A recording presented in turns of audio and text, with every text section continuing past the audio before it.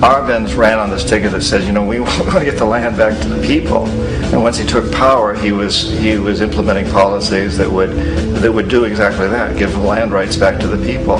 United Fruit didn't like that very much.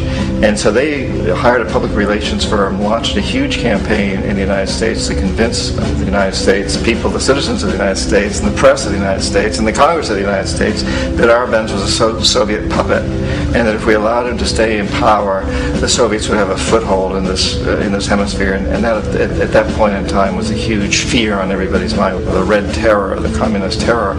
And so, to make a long story short, out of this public relations campaign came a commitment on the part of the CIA and the military to take this man out. And in fact, we did. We sent in planes, we sent in soldiers, we sent in jackals, we sent everything in to take him out, and did take him out. And as soon as he was removed from office, the new guy that took over after him basically reinstated everything to the big international corporations, including United Fruit.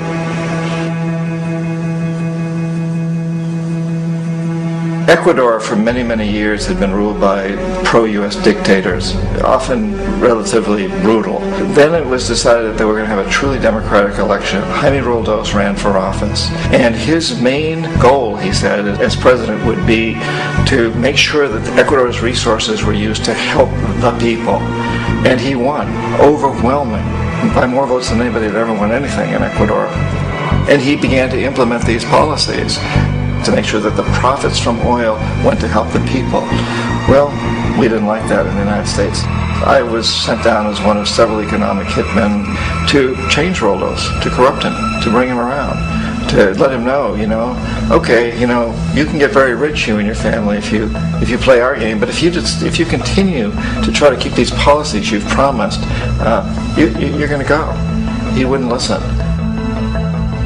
He was assassinated.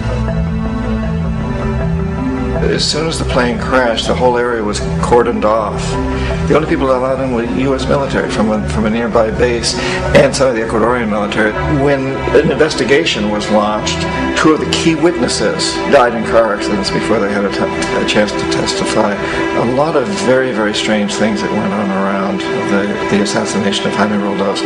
I, like most people who've really looked at this case, have absolutely no doubt that it was an assassination. And of course, in my position as an economic hitman, I was always expecting something to happen to Jaime, whether it be a coup or assassination, I wasn't sure, but that he would be taken down because he was not being corrupted. He would not allow himself to be corrupted the way we wanted to corrupt him.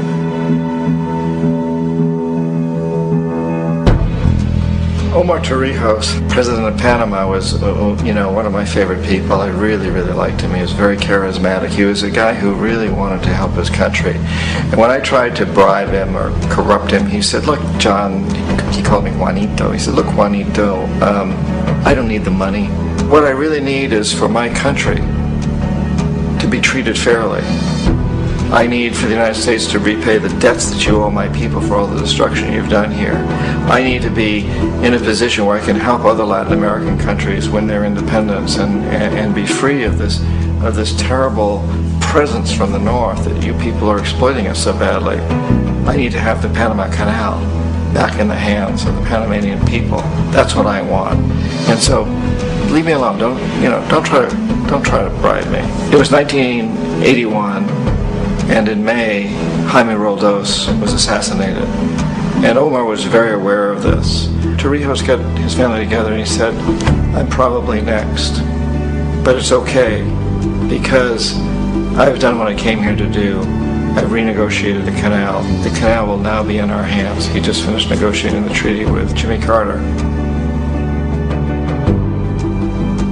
In June of that same year, just a couple of months later, he also went down in an airplane crash, which there's no question was executed by CIA-sponsored jackals.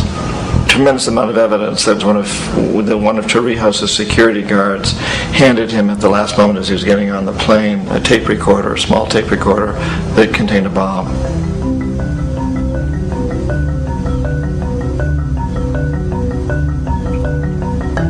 It is interesting to me how this system has continued pretty much the same way for years and years and years, except the economic hitmen have got better and better and better. Then we come up with, very recently, what happened in Venezuela. In 1998, Hugo Chavez gets elected president, following a long line of presidents who had been very corrupt and basically destroyed the economy of the country. And Chavez was elected amidst all that. Chavez stood up to the United States, and he's done it primarily demanding that Venezuelan oil be used to help the Venezuelan people. Well, we didn't like that in the United States. So in 2002, a coup was staged, which there's no question in my mind and most other people's minds that the CIA was behind that coup.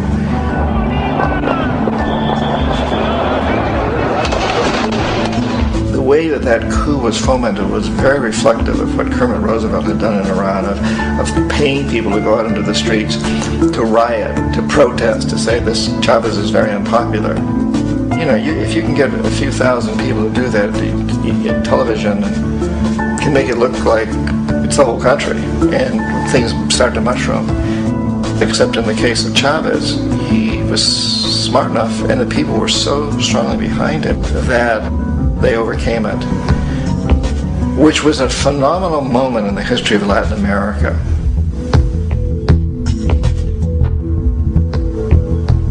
Iraq actually is a perfect example of the way the whole system works. So we economic hitmen are the first line of defense. We go in and we try to corrupt the governments and get them to accept these huge loans, which we then use as leverage to basically own them. If we fail, as I failed in Panama with Omar Torrijos and in Ecuador with Jaime Roldos, men who refuse to be corrupted, then the second line of defense is we send in the jackals. And the jackals either overthrow governments or they assassinate. And once that happens and a new government comes in, and boy, it's going to toe the line, because the new president knows what will happen if he doesn't.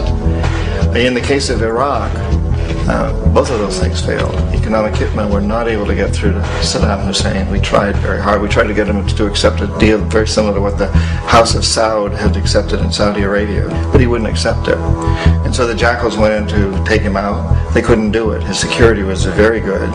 After all, he had one time worked for the CIA. He'd been hired to assassinate a former president of Iraq and failed, but he knew the system. So in '91 we send in the troops and we take out the Iraqi military. So we assume at that point that Saddam Hussein is going to come around. We could have taken him out, of course, at that time, but we didn't want him. He's the kind of strong man we like. He controls his people. We thought he could control the Kurds and keep the Iranians in their border and keep pumping oil for us. And then once we took out his military, now he's going to come around. So the economic hitmen go back in the 90s without success. If they'd had success, he'd still be running the country. We'd be selling him all the fighter jets he wants and everything else he wants. But they couldn't. They didn't have success.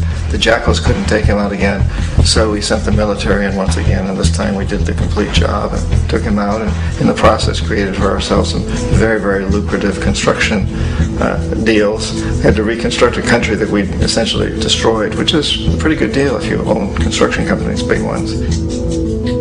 So, Iraq shows the three stages. The economic hitmen failed there, the jackals failed there, and as a final measure, the military goes in. And in that way, we've really created an empire, but we've done it very, very subtly. It's clandestine. All the empires of the past were built on the military, and everybody knew they were building them. So the British knew they were building them, the French, the Germans, the Romans, the Greeks. And they were proud of it, and they always had some excuse like spreading civilization, spreading some religion, something like that. But they knew they were doing it. We don't. The majority of the people in the United States have no idea that we're living off the benefits of a clandestine empire, that today there's more slavery in the world than ever before. And then you have to ask yourself, well, if it's an empire, then who's the emperor? Obviously, our presidents of the United States are not emperors. An emperor is someone who's not elected, doesn't serve a limited term, and doesn't report to anyone, essentially. So you can't classify our presidents that way. But we do have what I consider to be the equivalent of the emperor, and it's what I call the corporatocracy. The corporatocracy is this group of individuals who run our biggest corporations, and they really act as the emperor of this empire. They control our media, either through direct ownership or